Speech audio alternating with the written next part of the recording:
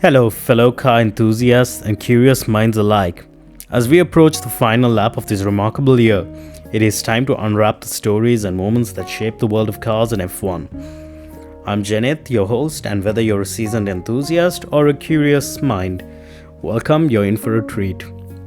So, firstly, this is a little avatar that I'll be using to talk to you so it doesn't feel like, it's just nothing talking to you.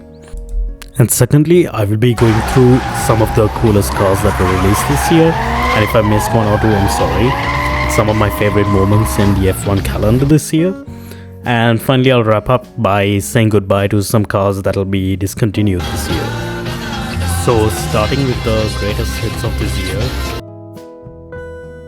First, it's going to be the Lamborghini Revuelto.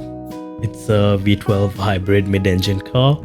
It's a two electric motors in front, one in the back, 1000 horsepower, 8-speed dual clutch gearbox car.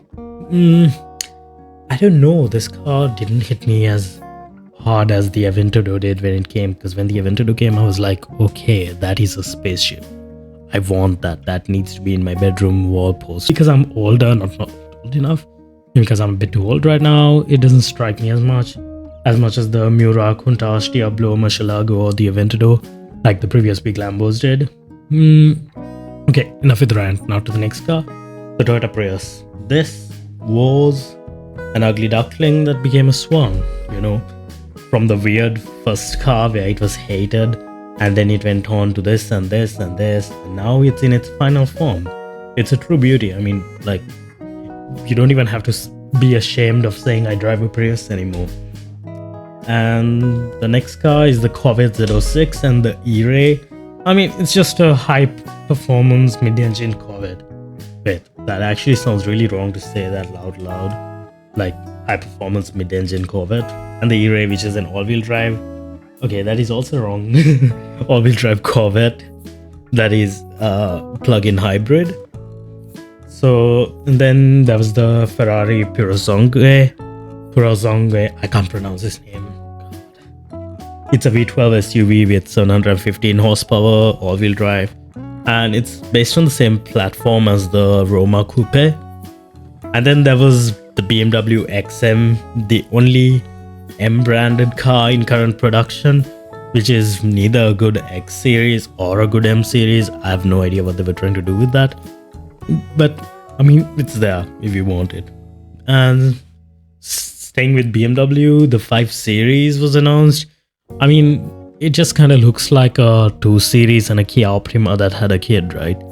Just by looks, it doesn't seem to have the same road presence that it used to once have. I mean, look at its ancestors, like I'll put a few pictures up. And yeah, that's it. And moving on to the next, the second F1 based hypercar on the road, the Mercedes AMG 1 was seen on the streets.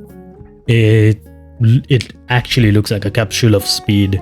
It also has a really cool track to road mode transformation. Like, I'll try to put a clip here. And the first one was the Aston Martin Valkyrie, but that's not from this year. I think that was from 1 or 2 years ago. I can't remember. Time runs weirdly in my head. So now we go to the other weird one, the Tesla Cybertruck. It was supposed to be released in 2021.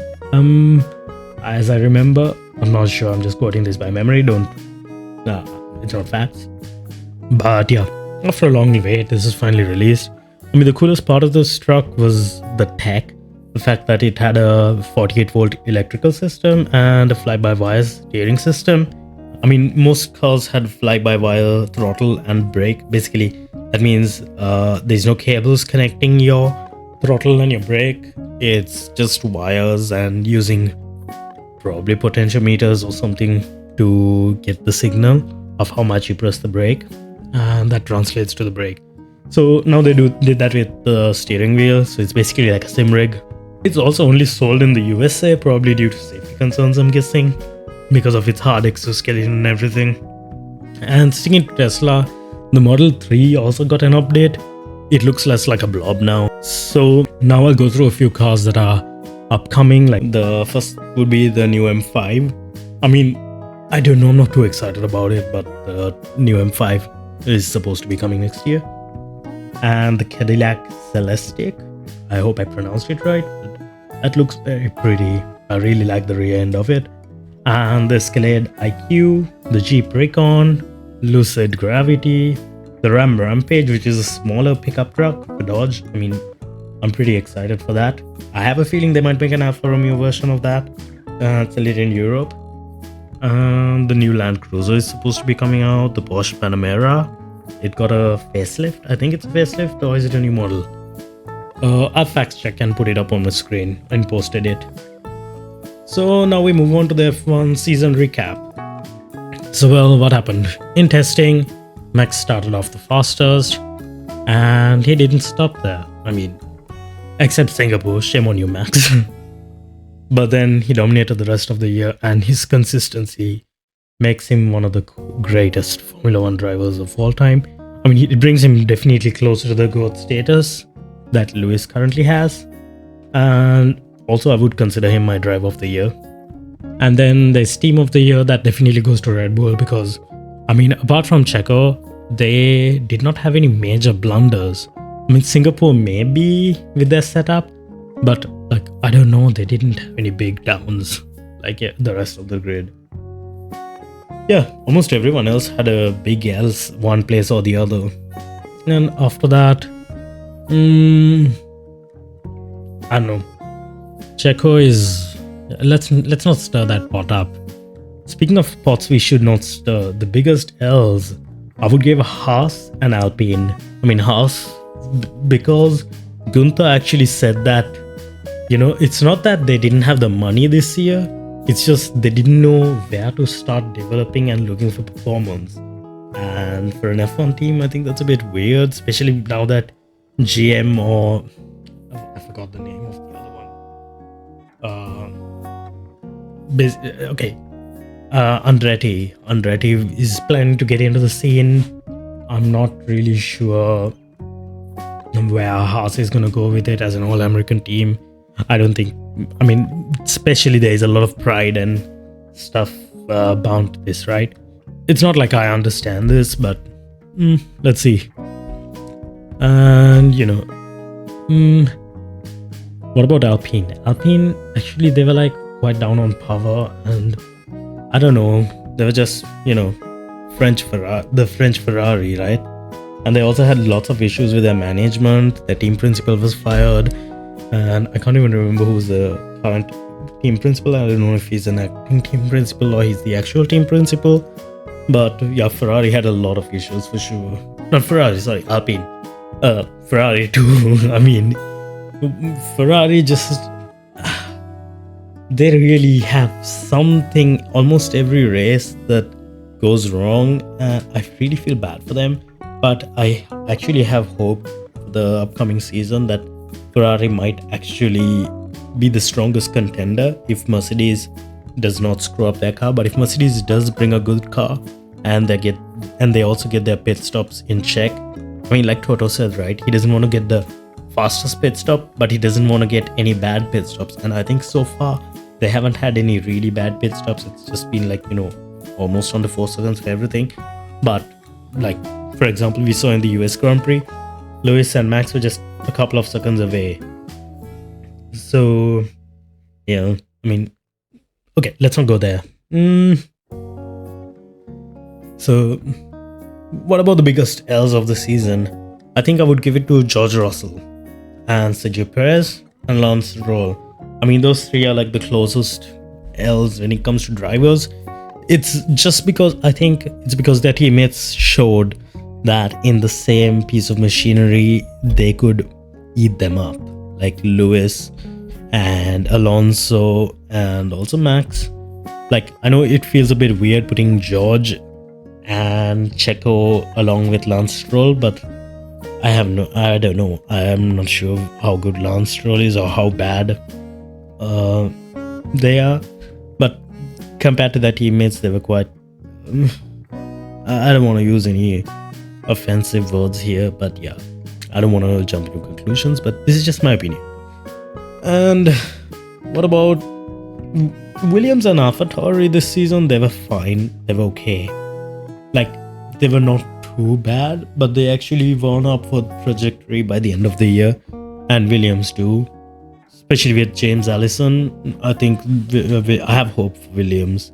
I think next year they're going to be very close to being higher on the midfield than they used to be. Like they could give Alpine a run for their money.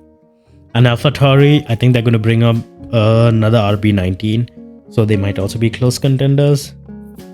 And McLaren was the most improved team for sure. And their drivers, Lando, has been really close to many wins this year. And Oscar Piastri is on a whole new level. I think I would definitely put him as Rookie of the Year for sure. So, what are the most memorable moments this year? Well, I'll just run through them really fast and include a short second or two clip of it. Alonso's overtake on Lewis, for sure, in Bahrain. Australia, carnage, I mean, all those crashes. Ocon's podium in Monaco was good. No one expected to see Ocon there. And track limits in Austria, there was so much limit violations there. Lewis's pole in Hungary, he outdrove that car. That was crazy. 9th win in a row for Max in Zandvoort. Oh wait, also Max's qualifying in Monaco. What a qualifying that was. And after that, then Piastri's sprint race win in Qatar. Was it in Qatar? I think so. I'm sorry if I'm wrong on that. And AlphaTauri's driver swaps, like, man, that was like musical chairs. Then there was Singapore with Lando and George's crash. Interlagos, Alonso Perez photo finish. And then Vegas, it was surprisingly good. So this is the moment where we pay respect to the iconic cars that have graced our roads for many years. Join me now as we take a stroll down memory lane and bid farewell to some of the cars in a silent farewell. Here are the discontinued cars of 2023.